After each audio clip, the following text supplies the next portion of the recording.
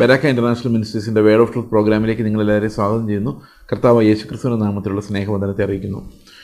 നമ്മൾ കഴിഞ്ഞ ദിവസം ക്രിസ്തു ആരാണ്, യേശുക്രിസ്തു ആരാണ് എന്നുള്ള വിഷയത്തെക്കുറിച്ചാണ്, ക്രിസ്തുവിൻ്റെ പ്രകൃതത്തെക്കുറിച്ചും ജനനത്തെക്കുറിച്ചും പാവമില്ലാത്ത സ്വഭാവത്തെക്കുറിച്ചുമൊക്കെയാണ് നമ്മൾ ചിന്തിച്ചത്.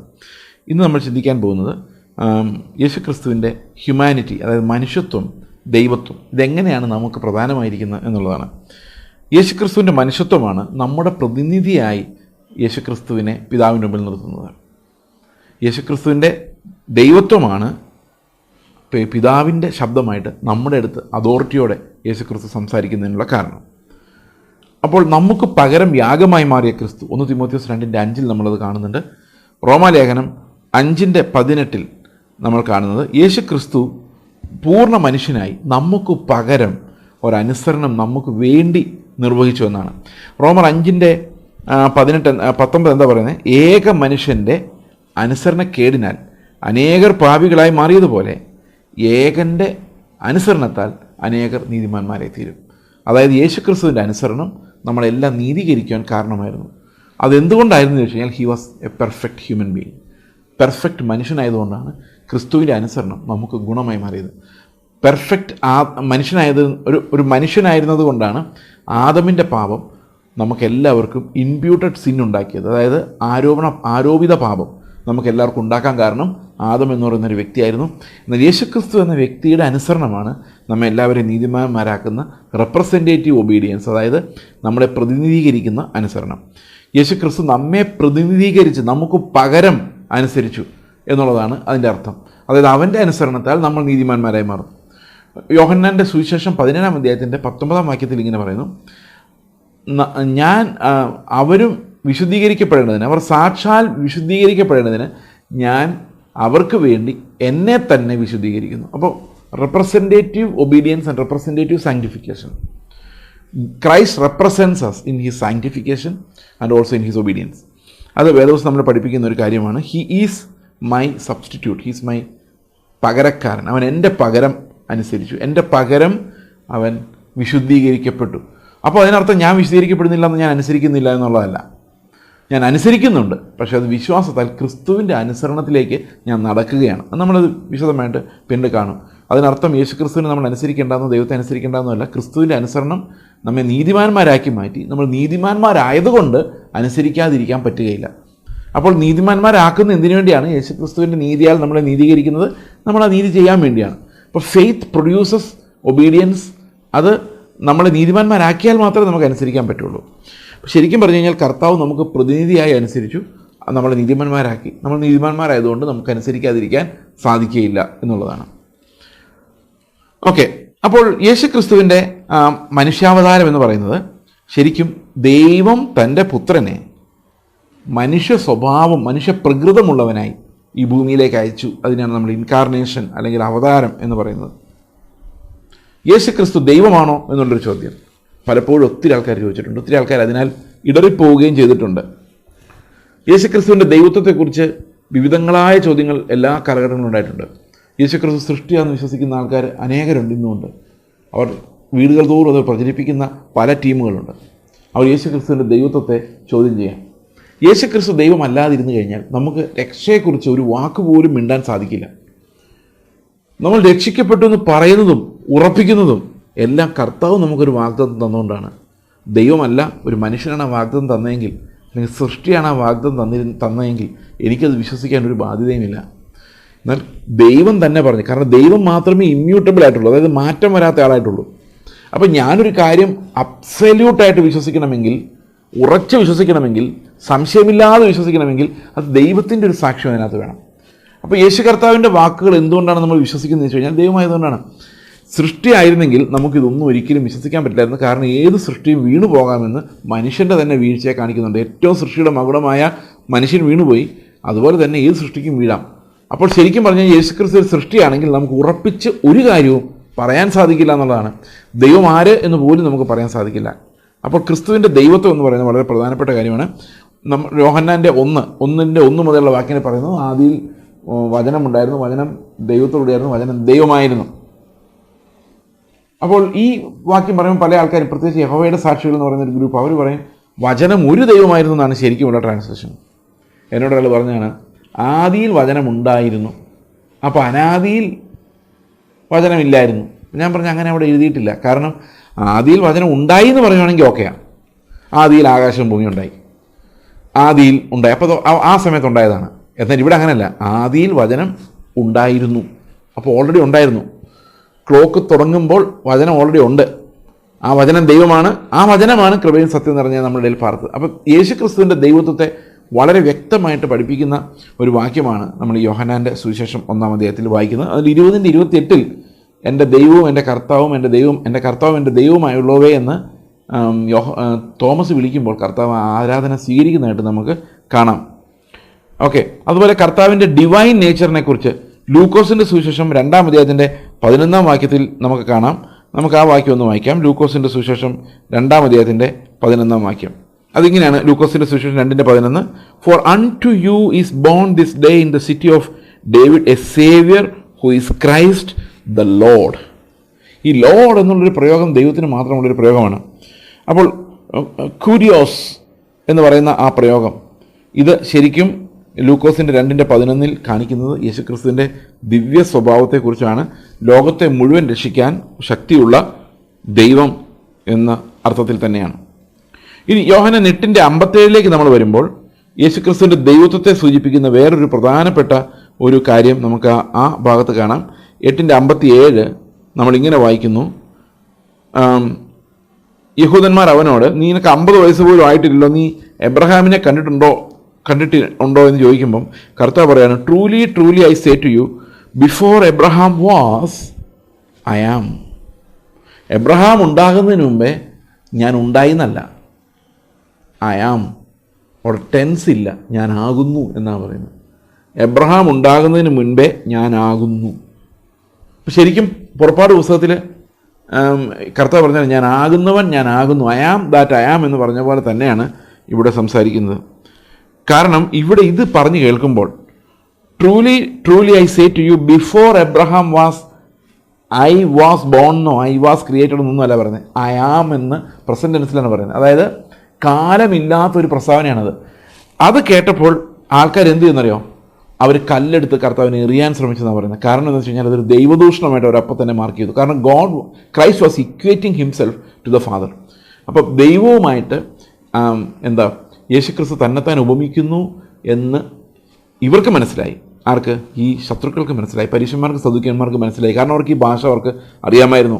ഐ ആം എന്ന് പറയുന്നത് ഐ വാസ് എന്നൊന്നുമല്ല, എറ്റേണൽ പ്രസൻ്റാണ്. ദൈവത്തിൻ്റെ ടെൻസ് ഇല്ല. പക്ഷെ നമ്മളങ്ങനെ പറയുകയാണെങ്കിൽ, നമ്മുടെ ബുദ്ധിയിൽ ചിന്തിക്കുകയാണെങ്കിൽ ഓൾവേസ് എറ്റേണൽ പ്രസൻറ്റ്. ഇപ്പോൾ കർത്താവ് പറയുന്നതാണ് before Abraham was I am എന്ന് പറഞ്ഞു കഴിയുമ്പോൾ that's a very powerful statement. അപ്പോൾ അത് കഴിഞ്ഞ് അടുത്ത വാക്യം ഇങ്ങനെയാണ്, അവർ കല്ലെടുത്ത് അവനെ എറിയുവാൻ ശ്രമിച്ചു. So they picked up stones to throw him but Jesus hid himself and went out of the temple. അവൻ തന്നെത്താൻ മറച്ചു, ദേവാലയത്തിന് വെളിയിലേക്ക് പോയി. കാരണം അവിടുത്തെ പ്രധാന പ്രശ്നം എന്ന് പറയുന്നത് യേശുക്രിസ്തു തന്നെത്താൻ ദൈവവുമായി അവനെ സമപ്പെടുത്തി എന്നുള്ളതാണ്. അപ്പോൾ കർത്താവിൻ്റെ പല വാക്യങ്ങൾ ഇവരെ ദേഷ്യം പിടിപ്പിക്കാൻ, ഒരു ദൈവദൂഷണം പറയാനുള്ള കാരണം കർത്താവ് പല സമയത്തും ദൈവത്തിനെ തന്നെത്താൻ ഇക്വേറ്റ് ചെയ്ത് തന്നെയാണ്, അതായത് തുല്യനാക്കി തന്നെയാണ് സംസാരിക്കുന്നത്. അത് അവരെ വല്ലാതെ അലോസരപ്പെടുത്തുകയും ചെയ്യുന്നുണ്ട്. അപ്പോൾ യേശുക്രിസ്തുവിൻ്റെ മനുഷ്യത്വത്തെക്കുറിച്ച് നമ്മൾ കുറേ കാര്യങ്ങൾ കഴിഞ്ഞ ദിവസം ചിന്തിച്ചു. യേശുക്രിസ്തു മനുഷ്യനായിരിക്കുന്നത് കൊണ്ട് നമുക്ക് പ്രതിനിധിയാകാൻ പറ്റുന്നുണ്ടെന്നും വിശക്കുന്നെന്നും ദാഹിക്കുന്നെന്നും ശരീരത്തിൻ്റെ ലിമിറ്റേഷൻ ഉണ്ടെന്നും എന്നാൽ പാപമില്ല എന്നുള്ള കാര്യം നമ്മൾ കർത്താവിനെ കുറിച്ച് ഓൾറെഡി കണ്ടു. എന്നാൽ ഇന്ന് ദൈവത്വത്തെക്കുറിച്ച് പറയുമ്പോൾ എന്തുകൊണ്ട് യേശുക്രിസ്തു ദൈവമാണ് എന്നുള്ളതിനെക്കുറിച്ചുള്ള ചില കാര്യങ്ങൾ നമുക്ക് ശ്രദ്ധിക്കാം. ഓക്കെ, ഒന്ന്, സർവശക്തി. അത് ദൈവത്തിൻ്റെ മാത്രം ഒരു പ്രത്യേകതയാണ്. നിത്യത, എറ്റേണിറ്റി. ഓംനീഷ്യൻസ്, സർവജ്ഞാനം. ഓംനി പ്രസൻസ്, സർവവ്യാപിത്വം. സോവറിറ്റി, പരമാധികാരം. And being worthy of worship, ആരാധനയ്ക്കുള്ള യോഗ്യത. ഇതെല്ലാം യേശുക്രിസ്തുവിനുണ്ട് എന്ന് വെളിപ്പാട് പുസ്തകം 22:13 നമ്മൾ കാണുന്നു. അപ്പോൾ ദൈവത്തിനുള്ള എല്ലാ ആട്രിബ്യൂട്ട്സും ഈ വെളിപ്പാട് പുസ്തകത്തിൽ കർത്താവിന് കൊടുക്കുന്നതായിട്ട് നമ്മൾ കാണുന്നുണ്ട്. അത് വെളിപ്പാട് പുസ്തകം 22-ാം അധ്യായത്തിൻ്റെ 13-ാം വാക്യമാണ്. അതിങ്ങനെ പറയുന്നു, I am the alpha and the omega. 12-ാം വാക്യം, I am the alpha and the omega, the first and the last. Okay, the beginning and the end. ഞാനാണ് ആരംഭവും അവസാനവും, ആൽഫയും ഒമേഗയും. ദാറ്റ് മീൻസ് എല്ലാം കർത്താവ് തന്നെയാണ് എന്നാണ് അതിൻ്റെ അർത്ഥം.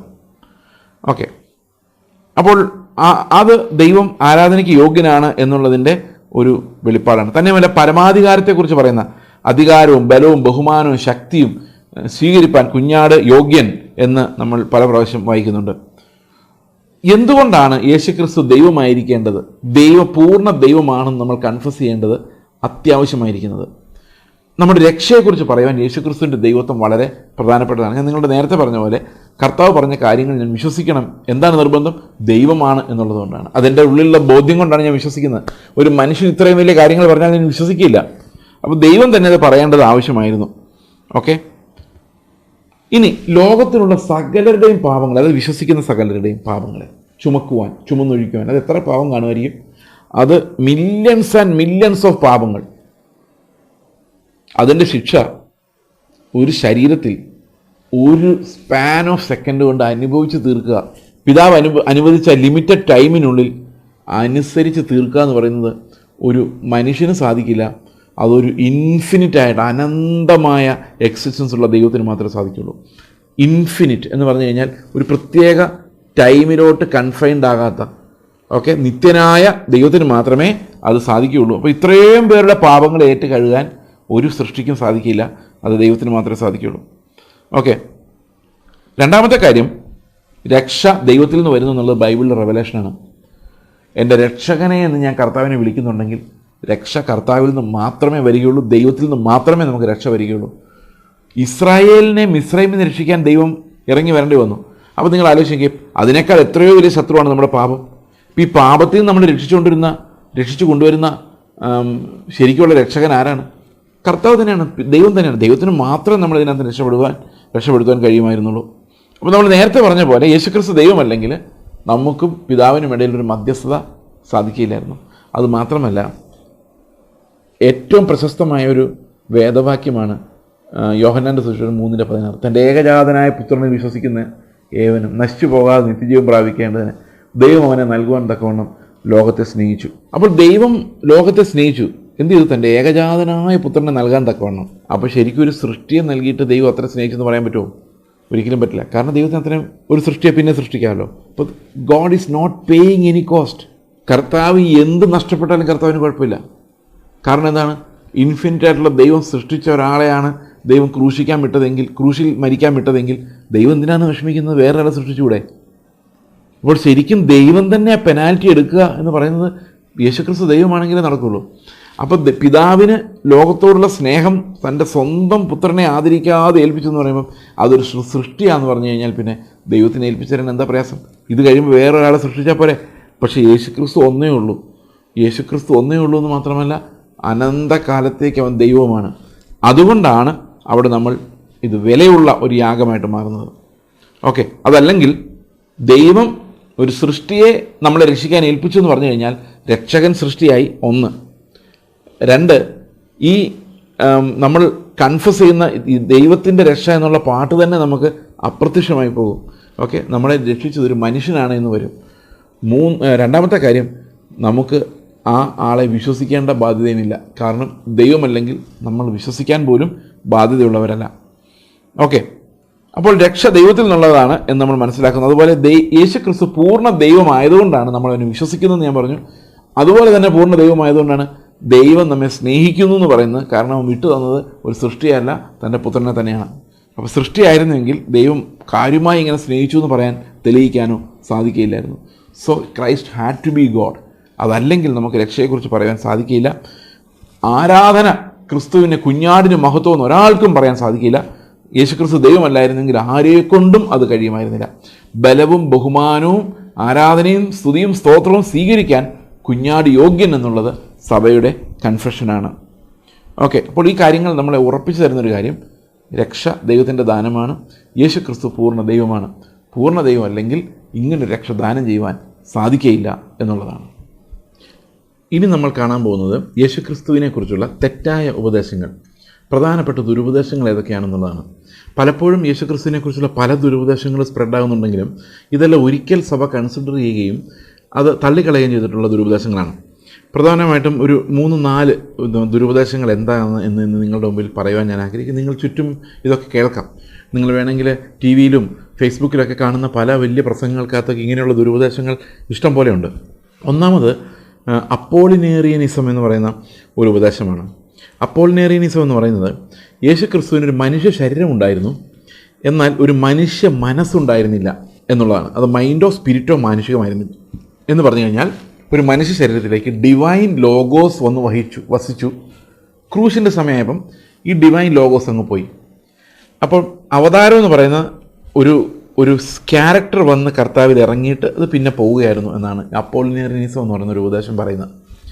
അതിനു മുൻപ് വന്നൊരു ഉപദേശമാണ് ഡോസറ്റിസം എന്ന് പറയുന്നത്. ഡോസറ്റിസം എന്ന് പറഞ്ഞു കഴിഞ്ഞാൽ ഇതെല്ലാം ദുരുപദേശങ്ങളാണ്, അതിന് പേരാണ്, ഇത് ദുരുപദേശങ്ങളുടെ പേരാണ് അപ്പോളിനേറിയനിസം. ഇതൊക്കെ പറഞ്ഞ് പഠിക്കേണ്ട കാര്യമില്ല, പക്ഷെ നമ്മളിത് കേൾക്കുമ്പോൾ മനസ്സിലാക്കാം. ഇനിയിപ്പോൾ ഇതുമായിട്ട് ഇനി ആരാ വരുന്നതെന്ന് അറിയാൻ മേല. ഡോസറ്റിസം എന്ന് പറയുന്നത് യേശു ക്രിസ്തു ഒരിക്കലും ഒരു മനുഷ്യനായിരുന്നേ ഇല്ല, മനുഷ്യൻ്റെ രൂപത്തിൽ കാണപ്പെട്ടതേ ഉള്ളൂ എന്ന് പറയുന്നതാണ് docetism. He was fully God but never man. കാരണം ഇത് രണ്ട് തിയറിയും ഒരു ഗ്രീക്ക് ഹെലനിസ്റ്റിക് ചിന്താഗതിയിൽ നിന്ന് വന്നതാണ്. കാരണം അവരെ സംബന്ധിച്ച് ഈ മാറ്റർ എന്ന് പറയുന്നത് കറപ്റ്റാണ് എന്നുള്ളതാണ്, അതായത് മലിനമാണ്. ദൈവം, നന്മ, അതൊന്നും ഈ മാറ്ററിലില്ല, വസ്തുക്കളിലില്ല. അതുകൊണ്ട് ലോകത്തുള്ള എല്ലാം പാവമാണ്. അപ്പം യേശു ക്രിസ്തുവിൻ്റെ ലോഗോസ്, ഡിവൈൻ പാർട്ട് സ്വർഗത്തിൽ നിന്ന് ഇറങ്ങി വരികയും ഭൂമിയിൽ അവൻ്റെ മണ്ണിൽ ആ ശരീരം മെനയപ്പെടുകയും ചെയ്തു എന്ന് വിശ്വസിക്കുന്നതിനാണ് നമ്മൾ അപ്പോളിനേറിയനിസം എന്ന് പറയുന്നത്. ഡോസറ്റിസം അതിനോട് സദൃശ്യമുള്ളൊരു ടീച്ചിങ്ങാണ്. ഇത് രണ്ടും ഗ്രീക്ക് ഫിലോസഫിയിൽ നിന്ന് വന്നതാണ്. ഇനിയുള്ളത് നെസ്റ്റോറിയനിസം എന്ന് പറയുന്ന ഒരു ഉപദേശമാണ്. നെസ്റ്റോറിയനിസം എന്നുള്ളതിന് ഒരിത്തിരി പ്രസക്തി നമ്മുടെ നാട്ടിൽ കൂടുതലുണ്ട്. കാരണം 1300 എനിക്ക് കൃത്യമായി ഓർമ്മയില്ല. ഹിസ്റ്ററി എന്ന് പറയുന്നത് പ്രായമാകുന്തോറും മെമ്മറിയൊക്കെ കുറഞ്ഞു വരുന്നുണ്ട്, കൃത്യമായിട്ടൊന്നും ഓർമ്മയില്ല. എങ്കിലും ഈ യാക്കോബായ സഭ ഇവിടെ ഉണ്ടാകുന്നതിന് മുമ്പ്, കേരളത്തിൽ ഉണ്ടാകുന്നതിന് മുമ്പുള്ള ഇവിടെ ഉണ്ടായിരുന്ന ക്രിസ്ത്യൻസ്, അതായത് സെൻറ്റ് തോമസ് ക്രിസ്ത്യൻസ് എന്ന് പറയുന്നവർ വളരെ നൂറ്റാണ്ടുകൾ നെസ്റ്റോറിയൻസ് ആയിരുന്നു. കാൽഡിയൻ ബിഷപ്പ്മാരാണ് ഇവിടെ വന്നുകൊണ്ടിരുന്നത്. ആ ചർച്ചുകളുടെ അവസാന ചർച്ചുകൾ, അല്ലെങ്കിൽ കുറച്ച് ചർച്ചുകൾ ഇപ്പോഴും തൃശ്ശൂരുണ്ട്. അതിന് സൂറായിക്കാരെന്നൊക്കെ അവർ വിളിക്കുന്ന ഒരു കാൽഡിയൻ ചർച്ചസ്. ഈ കാൽഡിയൻ ചർച്ചസ് ആയിരുന്നു കേരളത്തിലുള്ള എല്ലാ ചർച്ചുകളും തന്നെ. ആ കാൽഡിയൻ ചർച്ചിൻ്റെ, അതായത് നെസ്റ്റോറിയൻ ചർച്ചിൻ്റെ, അതിന് 2 വിഭാഗങ്ങളുണ്ടായിട്ട് അത് പിന്നീട് തിരിഞ്ഞു. അവരുടെ ഒരു ദുരുപദേശം എന്ന് പറയുന്നത് അന്ന് യേശു ക്രിസ്തുവിൻ്റെ നേച്ചറിനെ സംബന്ധിക്കുന്നതായിരുന്നു. നെസ്റ്റോറിയസ് എന്ന് പറയുന്ന അദ്ദേഹത്തിൻ്റെ ദുരുപദേശം. അദ്ദേഹം പറഞ്ഞ യേശു ക്രിസ്തുവിന് ദൈവത്തിൻ്റെ സ്വഭാവവും മനുഷ്യരുടെ സ്വഭാവവും വ്യത്യസ്തമായി ഉണ്ടായിരുന്നു. 2 വ്യത്യസ്ത സ്വഭാവങ്ങൾ ഉണ്ടായിരുന്നെന്ന് മാത്രമല്ല, ക്രിസ്തു എന്ന വ്യക്തിയിൽ 2 വ്യത്യസ്ത വ്യക്തികളുണ്ടായിരുന്നു. ഒരു ദൈവവും ഉണ്ടായിരുന്നു, ഒരു മനുഷ്യനും ഉണ്ടായിരുന്നു എന്ന് പറയുന്നതാണ് നെസ്റ്റോറിയനിസം എന്ന് പറയുന്ന ഉപദേശം. ഇതൊന്നും അധികം ക്ലച്ച് പിടിച്ചില്ല എന്ന് വേണം നമ്മുടെ നാടൻ ഭാഷയിൽ പറയാം. ഇന്നും ആരും അങ്ങനെയൊന്നും പറയുന്നില്ല. യേശു ക്രിസ്തുവിൽ തന്നെ 2 വ്യക്തികളുണ്ടായിരുന്നു എന്ന് ആരും പറയുന്നില്ല. ഇതൊന്നും ഇന്ന് പിന്നെ പറയാൻ പറ്റത്തില്ല. അന്ത്യകാലത്ത് ഒരു കാലത്ത് ഉപേക്ഷിച്ച് കളഞ്ഞ എല്ലാം തിരിച്ചു വന്നിട്ടുണ്ട്. സബേലിനിസമൊക്കെ ഭയങ്കര സ്ട്രോങ് ആയിട്ട്, അതായത് പിതാവ് തന്നെ, മോഡലിസം എന്ന് പറയും, പിതാവ് തന്നെയാണ് പുത്രൻ, പുത്രൻ തന്നെയാണ് പരിശുദ്ധാത്മാവ്, 3 പേരില്ല, ഒരാൾ തന്നെ പലതായി വന്നതാണ് എന്ന് പറയുന്ന ഒരു മോഡൽ, പല മോഡുകളിൽ, ദൈവം പല മോഡുകളിൽ വന്നതാണെന്ന് പറയുന്നത് സൈബേലിനിസം അല്ലെങ്കിൽ മോഡലിസം എന്ന് പറയുന്നത്. നിങ്ങൾ പലതരത്തിലുള്ള ഉപദേശങ്ങൾ ഒരു കാലത്ത് പ്രചരിച്ചിരുന്നു, പിന്നീട് അസ്തമിച്ച് പോയതും സഭകൾ കണ്ടം ചെയ്തതുമായ കാര്യങ്ങൾ അന്ത്യകാലത്ത് കയറി വരുന്നു. അപ്പോൾ ഇനി ഈ വക കാര്യങ്ങളെല്ലാം കയറി വരാനുള്ള സാധ്യതയുണ്ട് എന്നുള്ളത് ഉറപ്പാണ്. ഓക്കെ, ഇനി ഒരു പ്രധാനപ്പെട്ട കാര്യം മോണോഫിസൈറ്റിസം എന്നുള്ള പറയുന്നൊരു ഉപദേശമാണ്. ഈ മോണോഫിസൈറ്റിസം എന്ന് പറയുന്നത് യൂറ്റിക്കേനിസം എന്ന് പറയും. അതിൽ നിന്നുണ്ടായ ചില വകഭേദങ്ങളാകുന്ന ഉപദേശമാണ് ഇന്ന് ഇവിടുത്തെ യാക്കോബ സഭയ്ക്കൊക്കെ ഉള്ളത്. യൂറ്റിക്കേനിസത്തിൻ്റെ ഒരു വകഭേദമാണ് ഈ മോണോഫിസൈറ്റിസം അല്ലെങ്കിൽ യൂറ്റിക്കേനിസം എന്ന് പറയുന്ന ഉപദേശത്തിൻ്റെ യഥാർത്ഥ രൂപം എങ്ങനെയാണ്? യേശുക്രിസ്തുവിന് ഒരു സ്വഭാവമേ ഉള്ളൂ, 2 സ്വഭാവമില്ല, not fully divine and fully human. ഇതിന് 2ൻ്റെ ഇടയിലാണ്, അതായത് ഒരു നേച്ചറാണ്. ആ ഒരു നേച്ചർ എന്ന് പറഞ്ഞാൽ മനുഷ്യനും ദൈവവും ആ 2 സ്വഭാവങ്ങൾ ഇടകലർന്ന് ഇത് രണ്ടും പെർഫെക്ഷനിൽ വരാത്ത രീതിയിലുള്ള ഒരു വ്യാഖ്യാനമാണ് അവർ കൊടുത്തത്. ഇതിനാണ് യൂറ്റിക്കേനിസം അല്ലെങ്കിൽ മോണോഫിസൈറ്റിസം എന്ന് പറയുന്നത്. ഒരു നേച്ചർ മാത്രമേ ഉള്ളൂ, ഇത് 2ൻ്റെ കൂടെ മിക്സാണ്, അതായത് 2ൻ്റെ ഇടയിൽ വരും. അപ്പോൾ പൂർണ്ണ ദൈവത്തിൻ്റെ അത്രയില്ല, മനുഷ്യനേക്കാൾ വലുതാണ് താനും. ആ ഒരു നേച്ചറാണ് യേശുക്രിസ്തുവിനുള്ളതെന്നാണ് മോണോഫിസൈറ്റിസം പറഞ്ഞത്. ഇതെല്ലാം സഭ ഒരിക്കൽ കണ്ടം ചെയ്ത ഉപദേശങ്ങളാണ്. ചാൾസ്ഡോൺ അല്ലെ കൽക്കദോന്യ ആ ഒരു സുന്നഹദോസ്, കൽക്കദോന്യ സുന്നഹദോസ് വെച്ച് ഇത് തള്ളിക്കളയപ്പെട്ടതാണ് AD 451. അപ്പോൾ എങ്ങനെയാണ് നമ്മൾ യേശുക്രിസ്തുവിൻ്റെ നേച്ചറിനെ വ്യാഖ്യാനിക്കുന്നത്? നമ്മൾ പ്രധാനമായിട്ടും മനസ്സിലാക്കേണ്ട 3 കാര്യങ്ങളുണ്ട് യേശുക്രിസ്തുവിനെ കുറിച്ച് പറയുമ്പോൾ. ഒന്ന്, യേശുക്രിസ്തു പൂർണ്ണ ദൈവം പുത്രനുമായിരിക്കെ തന്നെ ഒരു യഥാർത്ഥ മനുഷ്യ പ്രകൃതത്തെ കർത്താവ് ധരിച്ചു. കർത്താവിന് വേണ്ടി അവൻ യഥാർത്ഥ ഒരു മനുഷ്യ പ്രകൃതത്തെ എടുത്തു. ഹി ടുക്ക് അപ്പോൺ ഹിംസെൽഫ് എന്ന് വേണം നമുക്ക് പറയാം. അതാണ് ഒന്നാമത്തെ കാര്യം. രണ്ടാമത്തേത്, യേശുക്രിസ്തുവിൻ്റെ മനുഷ്യത്വത്തിനുണ്ടായിരിക്കേണ്ട സ്വഭാവങ്ങളും ദൈവത്വത്തിനുണ്ടായിരിക്കേണ്ട സ്വഭാവങ്ങളും രണ്ടും വ്യത്യസ്തമായി മാനിഫെസ്റ്റഡ് ആകുന്നുണ്ട്. ഉദാഹരണത്തിന്, യേശുക്രിസ്തു ദാഹിക്കുമ്പോൾ അതൊരു മനുഷ്യത്വമാണ്, വ്യക്തമായിട്ട് നമുക്കത് കാണാം.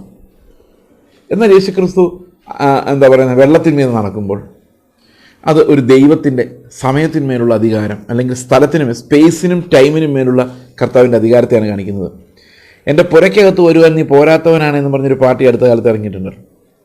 ഈ പുരയ്ക്കകത്ത് വരാൻ പോരാത്തവനാണെന്ന് അയാൾ ശതാധിപൻ പറഞ്ഞപ്പം കർത്താവിനെ വളരെയധികം അഭിനന്ദിക്കുക. ഇത്രയും വലിയൊരു വിശ്വാസം ഇസ്രായേലിൽ പോലും ഞാൻ കണ്ടിട്ടില്ല എന്ന് പറയുകയും ചെയ്തു.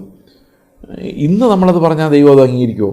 നമുക്കൊന്ന് നോക്കാം. എന്തായിരുന്നു അതിനകത്തുള്ള ഭയങ്കരമായ സ്പെഷ്യാലിറ്റി? അതിതായിരുന്നു, ഇദ്ദേഹത്തിൻ്റെ കുട്ടി സുഖമില്ലാതെ ഇരിക്കുന്ന സമയത്ത് സൗഖ്യപ്പെടുത്താൻ വേണ്ടി കർത്താവ് വീട്ടിലേക്ക് വരണം എന്ന് അവൻ ആഗ്രഹിച്ചില്ല. കാരണം അവൻ യോഗ്യനല്ല. ശരിക്കും അല്ല, അന്ന് നമ്മളാരും അല്ലായിരുന്നു. അദ്ദേഹം പറയുന്നതാണ്, നീ അവിടം വരെ വരേണ്ട കാര്യമില്ല, നീ ദൈവമായോണ്ട് എവിടെ ഇരുന്നെങ്കിലും ഒരു വാക്ക് കൽപ്പിച്ചാൽ മതി. കാരണം ദൈവത്തിന് സ്പേസിന് മേലും ടൈമിന് മേലും കൺട്രോളുണ്ട്. ഏതെങ്കിലും ഇന്ത്യയിലെ നോർത്ത് ഇന്ത്യയിലെ ഒരു പട്ടണത്തിന് വേണ്ടി പ്രാർത്ഥിക്കാൻ അവിടെ പോകേണ്ട കാര്യമില്ല. അതായിരുന്നു ശതാധിപൻ്റെ വിശ്വാസം. ഇവിടെ ഇരുന്ന് പ്രാർത്ഥിച്ചാൽ മതി. നിങ്ങൾ എയ്റോപ്ലെയിനിൽ പിടിച്ച് ലണ്ടനിൽ പോയി, ഇസ്രായേലിൽ പോയി, നാട്ടിൻ്റെ ഏതെങ്കിലും ഒരു കോർണറിൽ പോയിരുന്ന് പ്രാർത്ഥിക്കേണ്ട യാതൊരു വിഷയവുമില്ല. നിങ്ങൾ ഇരിക്കുന്ന സ്ഥലത്ത് മറുപടി തരുന്നൊരു ദൈവം, A God who is above space and time. അതായിരുന്നു ശതാധിപൻ്റെ വിശ്വാസം. അതൊരു ഭയങ്കര വിശ്വാസമായിരുന്നു. ഇസ്രായേൽ മക്കൾക്ക് പോലും ആ വിശ്വാസമില്ലായിരുന്നു. നമ്മൾ ഇന്നത്തെ ഭാഷയിൽ പറയുകയാണെങ്കിൽ പെന്തക്കോസ്തുകാർക്ക് പോലും ആ വിശ്വാസമില്ല. നമ്മൾ ഇവിടെ ഇരുന്ന് പ്രാർത്ഥിച്ചാൽ പോരാ, അത് ആ സ്ഥലത്ത് പോയി അവിടെ ഇരുന്ന് പ്രാർത്ഥിക്കണം. അപ്പോൾ ദൈവത്തിന് സ്പേസിന് മേൽ കൺട്രോൾ ഉണ്ടെന്നും എവിടെ ഇരുന്ന് പ്രാർത്ഥിച്ചാലും പിതാവ് കേൾക്കുന്ന ഒരുപോലെയാണെന്നും ആ ഒരു വെളിപ്പാട് ഇവിടെ വരുമ്പോഴാണ് നമുക്ക് മനസ്സിലാകുന്നത് സ്പേസിനും ടൈമിനും മേലും അധികാരം. ഇത് യേശു കർത്താവിൻ്റെ ലൈഫിൽ മുഴുവൻ നമുക്ക് കാണാം. He had authority over space, location and time.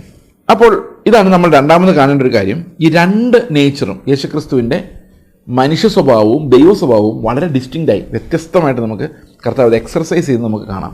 ആ 2 നേച്ചറും എല്ലാ സമയത്തും എൻ്റെ ഫുൾനെസ്സിൽ യേശുക്രിസ്തുവിലുണ്ട്. The perfection of a human being, the perfection of God. ഇത് രണ്ടും എല്ലാ സമയത്തും കർത്താവിൽ കാണാൻ സാധിക്കും. One does not compromise the other. എന്നാൽ അതേ സമയത്ത് തന്നെ നെസ്റ്റോറിയനിസം പറയുന്ന പോലെയല്ല, ഈ 2 നേച്ചറും വളരെ മിറാക്കുലസ് ആയിട്ട് യുണീക്കായ, വേറൊരിടത്തും കാണാത്ത പോലെ യേശു ക്രിസ്തുവിൽ പെർഫെക്റ്റായ ഒരു പേഴ്സണായി സംഗമിച്ചിരിക്കുന്നു. So Christ is one person. In him there is a distinct human and divine nature.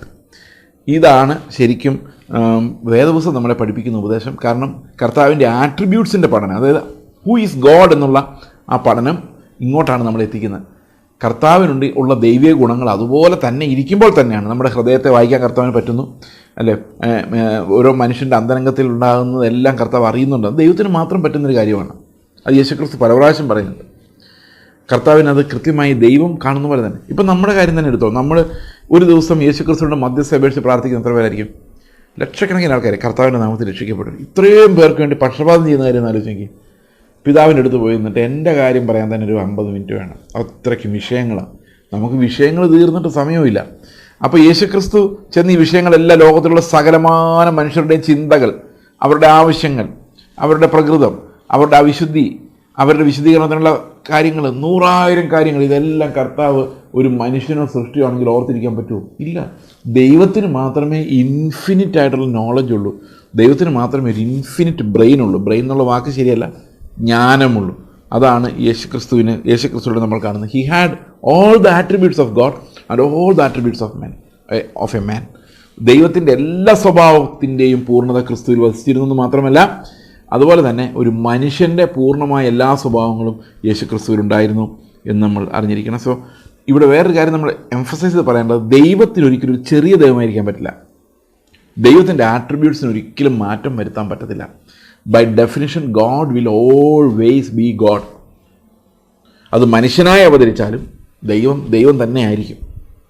അപ്പോൾ അത് ആർക്കും കോംപ്രമൈസ് ചെയ്യാൻ പറ്റാത്ത ഒരു കാര്യമാണ്. അപ്പം കർത്താവ് എന്ത് ചെയ്താലും അത് ദൈവികമായിരിക്കും, അത് മനോഹരമായിരിക്കും. അപ്പോൾ യേശു ക്രിസ്തുവിൻ്റെ പ്രകൃതത്തെക്കുറിച്ച് പറയുമ്പോൾ ഒരു പ്രധാനപ്പെട്ട ചോദ്യം അവശേഷിക്കുന്നുണ്ട്.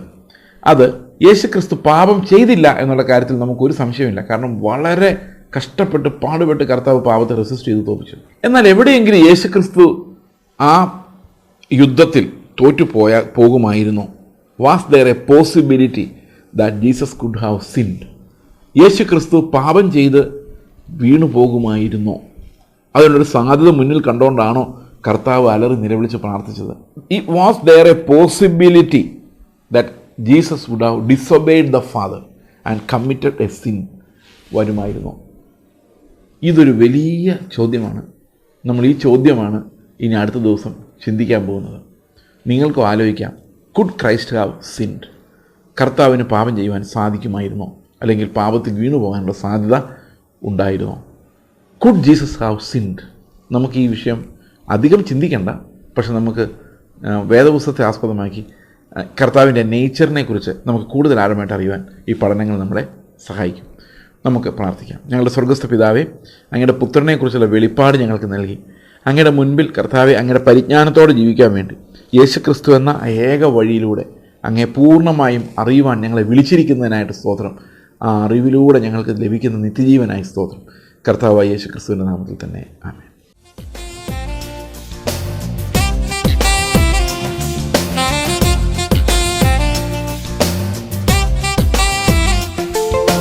ക്രൂശിലെ ദിവ്യസ്നേഹം ഓർക്കുമ്പോൾ എങ്ങനെ ഞാൻ മൗനമായിടും? എന്നാഥൻ എനിക്കായി സഹിച്ചതാ കഷ്ടതകളെങ്ങനെ മറന്നിടും? ക്രൂശിലെ ദിവ്യസ്നേഹം ഓർക്കുമ്പോൾ എങ്ങനെ ഞാൻ മൗനമായിടും?